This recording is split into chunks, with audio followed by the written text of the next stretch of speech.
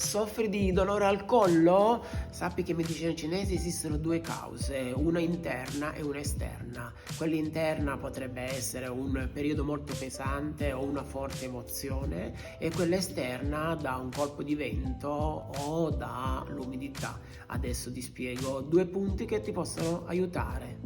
Vescica biliare 20 che si trova seguendo la colonna, arrivo sotto la nuca, tra la colonna e la parte dietro l'orecchio, in una depressione tra i muscoli subito sotto la nuca.